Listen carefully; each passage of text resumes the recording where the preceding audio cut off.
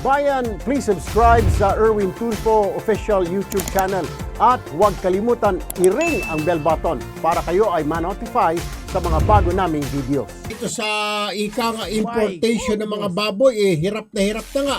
Pagka mahal-mahal ng mga baboy natin, karning baboy, may mga nakaisip pa ng ilang mga opisyal daw na magkaroon ng kickback o tongpats.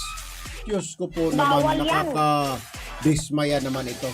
Anyway, kausapin po natin ang tagapagsalita po ng Department of Agriculture. Walang iba kundi si Assistant Secretary Noel Reyes. Magandang umaga, Asek Reyes, sir.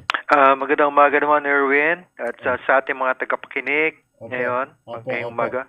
Ano po ang aksyon dito ni Secretary Dar matapos nga pong isiniwalat ito ni Senator Panfilo Lacson, itong kickback daw or itong tongpats na 5 to 7 pesos per kilo sa 400,000 na metric tons na ini-import ng Pilipinas mula sa ibang bansa para maibsan itong problema natin sa karning baboy. Sabi naman ng palasyo din, mag-iimbestiga ang palasyo hinggil sa issue na ito. So ano pong first order of the day ni Secretary Dar ng DA, ASEC? Tama po yan.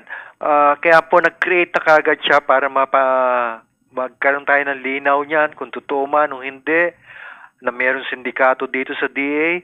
Siya po ay nag-create kahapon ng Fact-Finding Committee on Pork Importation under the Minimum Access Volume. Yan po ay para mapatunayan kung meron nga, no ha?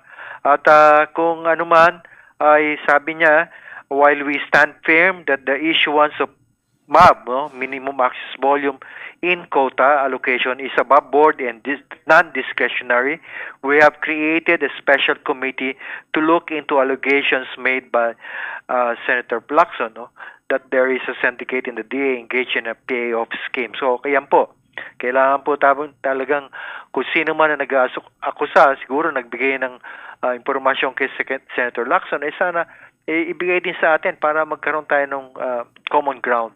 Alright. Alam ko ho, ang Department of Agriculture isang ahensya na napakalawak po. Marami kayong mga attached agencies sa inyo, sa ilalim ninyo. Ano bang particular na ahensya or office ang may hawak nitong minimum access volume o yung tinatawag na import permit? Sino po ang may hawak niyan? Ang nangunguna po dito yung DA MAV Secretariat po.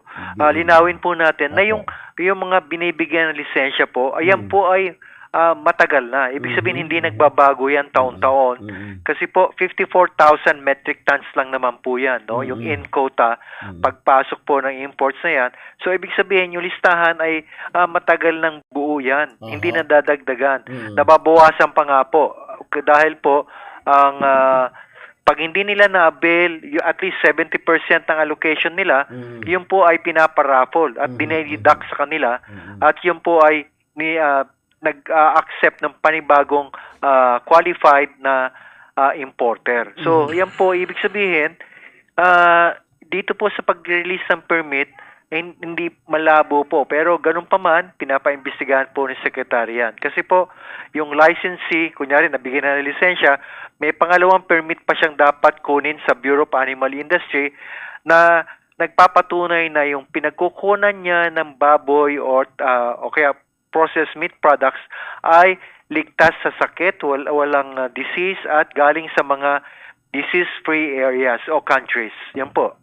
So, mga opisyalis po ito, ika nga ng Department of Agriculture ang paimbestigahan ho rito, ASEC, kasi ito po yung sinasabi ni Senator Lacson at ito naman po ay in-acknowledge ng PACC, ASEC. Yes, tama po kayo kung sino man po ang involved, no? At sana yung mga nagsumbong, dapat ibigyan din kami ng pangalan kung meron man at katibayan para mas madali ang ating investigasyon. So, ganun pa man, kasi po ang maring isa ring area ay kalahati, sabi ko nga, kalahati ng picture nito ay sa Bureau of Customs na. Pag nabigyan ng permit, yun po ay iba naman pagpasok na mismo ng kalakal, ng kargamento na maring nami-misdeclare o undervalued. Alright, maraming salamat po Assistant Secretary Noel Reyes, DA spokesperson. Good luck po. Sana nga po matuntun po ninyo kung sino-sino po itong kung meron man involved dito sa sinasabing korupsyon kahit na tayo ay panahon ng pandemya. Salamat po, magandang umaga, Asek. Maraming salamat din, Erwin, sa pagkakataong to on behalf of Secretary William Dar, Department of Agriculture. Magandang umaga po sa ating lahat. Nasa kabilang linya naman ang aming telepono, ang Pangulo ng Sinag, ang kanilang Pangulo na si Mr. Rosendo. So, magandang umaga po, Mang Rosendo, sir. Magandang umaga rin. Opo, ano ho ang reaksyon nyo rito? I'm sure dismayado ho kayo, Mang Rosendo. Manong Erwin, talagang dismayado, no? Nakikita nga natin, yung import price. Nagtataka tayo, bakit hindi mababa ng mga importer yung mga presyo? Kasi yung Port Bailey, January, December, January record, February record, Manong Erwin. Ako na lang nila landed, no? Yung 30% tariff na sa 106 lang. 106 lang, bakit kumabot pa ng 400 yung bentahan nila? No? So, nagtataka tayo, sinasabi na natin sa hearing sa Congress, dapat hindi tumataas yung imported kasi dun sa declaration nila sa custom. Mababa, no? Tama. Ang laki ng kita nila. Pero, tahimik sila. Pala ngayon, nakikita natin may kumikita. Ang daming nawala ng trabaho, ng kita, yung mga retailer, yung mga magbababoy, yung mga may-ari ng babuyan, hindi makabangon-bangon. Samantala sila, kumikita yung ilan dyan sa DA at sinasamantala itong habang may ASF tayo, habang may pwede tayo mag-import, sinasamantala at kumikita. Very disgusting. I'm really disgusted, Sir Rosendo. Yeah, Manong Erwin. And nakakadismaya kasi nasa opisina lang sila, no? Pero kumikita pala sila.